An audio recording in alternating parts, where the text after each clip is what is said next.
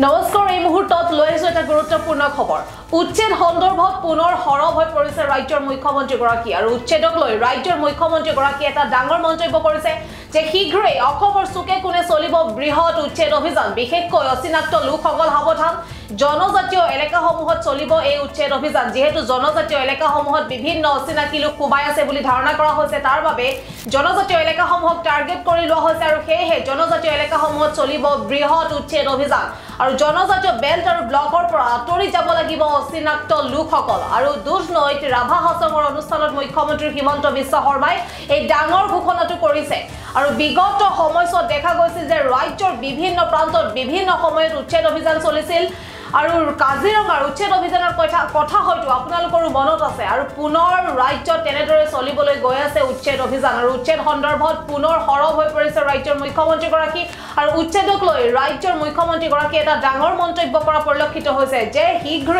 অতি শীঘ্ৰেই অসমৰ চুকে কোণে চলিব বৃহৎ উচ্ছেদ অভিযান আৰু বিশেষকৈ অচিনাক্ত লোকসকল সাৱধান হওক জনজাতীয় এলেকাসমূহত চলিব উচ্ছেদ অভিযান কিয়নো জনজাতীয় এলেকাসমূহত বহু অচিনাক্ত লোক সোমাই থকাৰ সন্দেহ প্ৰকাশ কৰা হৈছে আৰু তাৰ বাবে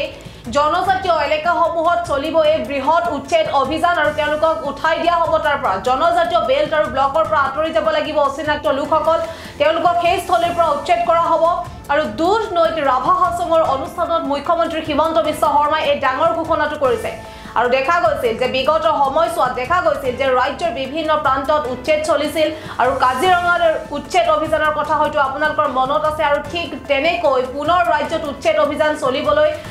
গৈ আছে আৰু এই কথা মন্তব্য কৰিছে ৰাজ্যৰ মুখ্যমন্ত্ৰী গৰাকী আৰু উচ্ছেদ সন্দৰ্ভত পুনৰ হৰব হৈ পৰা দেখা গৈছে মুখ্যমন্ত্ৰী গৰাকী আৰু উচ্ছেদক লৈ ৰাজ্যৰ মুখ্যমন্ত্ৰী গৰাকীয়ে এখন ৰাজহুৱা অনুষ্ঠানত বৃহৎ মন্তব্য কৰিছে যে অতি শীঘ্ৰেই অসমৰ চুকে কোণে চলিব বৃহৎ উচ্ছেদ অভিযান আৰু বিশেষকৈ অচিনাক্ত লোকসকল সাৱধান জনজাতীয় এলেকাসমূহত বিশেষকৈ চলিব উচ্ছেদ অভিযান জনজাতীয় এলেকাসমূহ টাৰ্গেট কৰি লোৱা হৈছে আৰু জনজাতীয় এলেকাসমূহত বহু অচিনাক্ত লোক থকাৰ সন্দেহ প্ৰকাশ কৰা হৈছে আৰু যাৰ বাবে জনজাতীয় এলেকাসমূহত চলিব উচ্ছেদ অভিযান আৰু জনজাতীয় বেল্ট আৰু ব্লকৰ পৰা আঁতৰি যাব লাগিব অচিনাক্ত লোকসকল আৰু দুধনৈত ৰাভা হাছঙৰ অনুষ্ঠানত মুখ্যমন্ত্ৰী গৰাকীয়ে এই ডাঙৰ মন্তব্যটো কৰিছে আৰু এই মুহূৰ্তৰ এটা গুৰুত্বপূৰ্ণ খবৰ যে উচ্ছেদ অভিযানক লৈ পুনৰ হৰব হৈ পৰিছে ৰাজ্যৰ মুখ্যমন্ত্ৰী গৰাকী তেওঁ কৈছে যে অতি শীঘ্ৰেই অসমৰ চুকে কোণে চলিব বৃহৎ উচ্ছেদ অভিযান বিশেষকৈ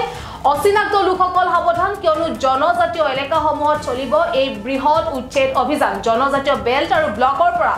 অতৰাই দিয়া হ'ব অচিনাক্ত লোকসকলক আৰু দুধনৈত ৰাভা হাছঙৰ অনুষ্ঠানত মুখ্যমন্ত্ৰী গৰাকী উপস্থিত হৈ এই মন্তব্য কৰা দেখা গৈছে আৰু মুখ্যমন্ত্ৰী গৰাকীৰ মন্তব্য আমাৰ হাতত আছে আপোনালোকক শুনোৱাৰ চেষ্টা কৰক সকল অচিনাক্ত লোকে আহি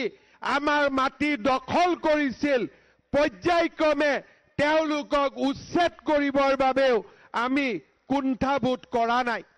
আজি আমাৰ এইখন চৰকাৰে বহু বছৰৰ মূৰত প্ৰথমবাৰৰ বাবে আমাৰ জনজাতীয় ভূমি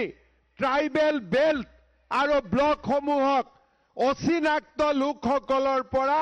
সুৰক্ষিত কৰাৰ কাৰণে কাম কৰিছে যোৱা কেইদিনমান আগতে সোণাপুৰত কি ধৰণে কঠোৰ পদক্ষেপ লৈ আমি সোণাপুৰ ট্ৰাইবেল বেল্ট এণ্ড ব্লকৰ পৰা অচিনাক্ত লোকসকলক উচ্ছেদ কৰিছিলোঁ তাক সকলো জনজাতীয় লোকসকলে প্ৰত্যক্ষও কৰিছে আৰু আমাৰ চৰকাৰখনক ধন্যবাদো জনাইছে মই আপোনালোকক প্ৰতিশ্ৰুতি দিব পাৰোঁ যে অনাগত সময়ছোৱাতো আমাৰ এই প্ৰচেষ্টা অব্যাহত থাকিব আৰু ৰাজ্যৰ প্ৰতিটো ট্ৰাইবেল বেল্ট এণ্ড ব্লকৰ পৰা অচিনাক্ত লোকসকলক উচ্ছেদ কৰাৰ বাবে আমি ব্যৱস্থা হাতত ল'ম আমাৰ মাটিত যিসকল অচিনাক্ত লোকে আহি আমাৰ মাটি দখল কৰিছিল পৰ্যায়ক্ৰমে তেওঁলোকক উচ্ছেদ কৰিবৰ বাবেও আমি কুণ্ঠাবোধ কৰা নাই আজি আমাৰ এইখন চৰকাৰে বহু বছৰৰ মূৰত প্ৰথমবাৰৰ বাবে আমাৰ জনজাতীয় ভূমি ট্ৰাইবেল বেল্ট আৰু ব্লকসমূহক অচিনাক্ত লোকসকলৰ পৰা সুৰক্ষিত কৰাৰ কাৰণে কাম কৰিছে যোৱা কেইদিনমান আগতে সোণাপুৰত কি ধৰণে কঠোৰ পদক্ষেপ লৈ আমি সোণাপুৰ ট্ৰাইবেল বেল্ট এণ্ড ব্লকৰ পৰা অচিনাক্ত লোকসকলক উচ্ছেদ কৰিছিলোঁ তাক সকলো জনজাতীয় লোকসকলে প্ৰত্যক্ষও কৰিছে আৰু আমাৰ চৰকাৰখনক ধন্যবাদো জনাইছে। মই আপোনালোকক প্ৰতিশ্ৰুতি দিব পাৰোঁ যে অনাগত সময়ছোৱাতো আমাৰ এই প্ৰচেষ্টা অব্যাহত থাকিব আৰু ৰাজ্যৰ প্ৰতিটো ট্ৰাইবেল বেল্ট এণ্ড ব্লকৰ পৰা অচিনাক্ত লোকসকলক উচ্ছেদ কৰাৰ বাবে আমি ব্যৱস্থা হাতত ল'ম। আমাৰ মাটিত যিসকল অচিনাক্ত লোকে আহি আমাৰ মাটি দখল কৰিছিল পৰ্যায়ক্ৰমে তেওঁলোকক উচ্ছেদ কৰিবৰ বাবেও আমি কুণ্ঠাবোধ কৰা নাই। আজি আমাৰ এইখন চৰকাৰে বহু বছৰৰ মূৰত প্ৰথমবাৰৰ বাবে আমাৰ জনজাতীয় ভূমি ট্ৰাইবেল বেল্ট আৰু ব্লকসমূহক অচিনাক্ত লোকসকলৰ পৰা সুৰক্ষিত কৰাৰ কাৰণে কাম কৰিছে। যোৱা কেইদিনমান আগতে সোণাপুৰত কি ধৰণে কঠোৰ পদক্ষেপ লৈ আমি সোণাপুৰ ট্ৰাইবেল বেল্ট এণ্ড ব্লকৰ পৰা অচিনাক্ত লোকসকলক উচ্ছেদ কৰিছিলোঁ তাক সকলো জনজাতীয় লোকসকলে প্ৰত্যক্ষও কৰিছে আৰু আমাৰ চৰকাৰখনক ধন্যবাদো জনাইছে। মই আপোনালোকক প্ৰতিশ্ৰুতি দিব পাৰোঁ যে অনাগত সময়ছোৱাতো আমাৰ এই প্ৰচেষ্টা অব্যাহত থাকিব আৰু ৰাজ্যৰ প্ৰতিটো ট্ৰাইবেল বেল্ট এণ্ড ব্লকৰ পৰা অচিনাক্ত লোকসকলক উচ্ছেদ কৰাৰ বাবে আমি ব্যৱস্থা হাতত ল'ম। আমাৰ মাটিত যিসকল অচিনাক্ত লোকে আহি আমাৰ মাটি দখল কৰিছিল পৰ্যায়ক্ৰমে তেওঁলোকক উচ্ছেদ কৰিবৰ বাবেও আমি কুণ্ঠাবোধ কৰা নাই। আজি আমাৰ এইখন চৰকাৰে বহু বছৰৰ মূৰত প্ৰথমবাৰৰ বাবে আমাৰ